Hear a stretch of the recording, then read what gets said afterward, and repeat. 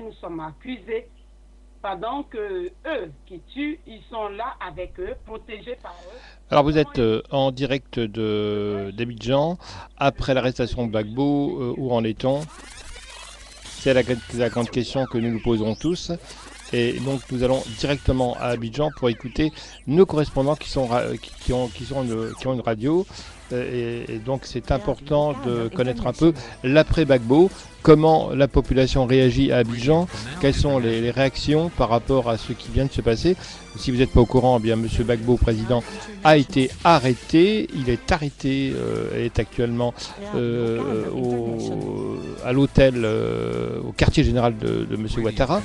Et donc la population, pour l'instant, réagit très mitigée. Alors écoutons ça, on repart sur Abidjan. Radio Canal International. Comment on appelle ça? Proclame quelqu'un président. Est-ce qu'il y a lieu de discussion? Normalement.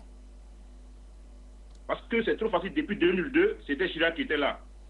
Non, c'est pas tous les Français qui sont avec Chirac. Bon, il y a des gens, Nicolas Sarkozy vient, ça devient pire. Après, on va encore dire, c'est pas toute la classe politique. Mon cher, c'est la même chose.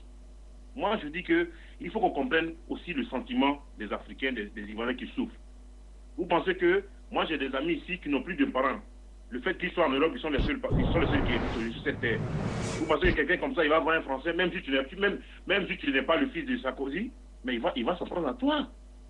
C'est-à-dire que c'est la haine que les politiciens sont créés dans le cœur des gens. Donc il faut comprendre aussi ce sentiment des gens.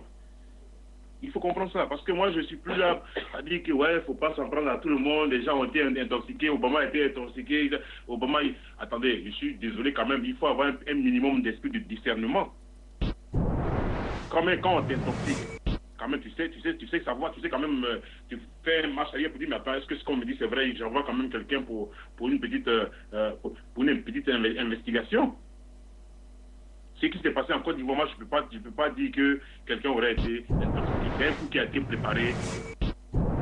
Franchement, ça a été préparé. C'est du jamais vu dans un pays, on fait des élections et on va dans le QG d'un candidat pour le déclarer vainqueur. Ça existe où ça? Donc arrêtons toujours nous les Africains de dire ouais bon il y a les Français qui sont avec nous. C'est de n'importe quoi.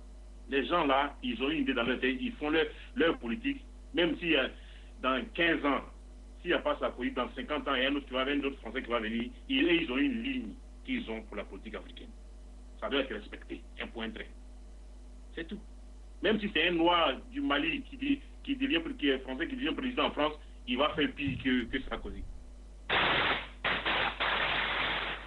Allô. Merci Loudji, merci Foukougnon, parce que tu vas mute ton micro maintenant, et ça fait tellement de bruit que je me demande s'il a été acheté à l'hôtel du Golfe.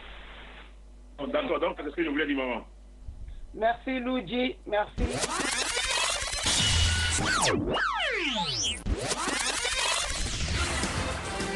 Radio Canal International.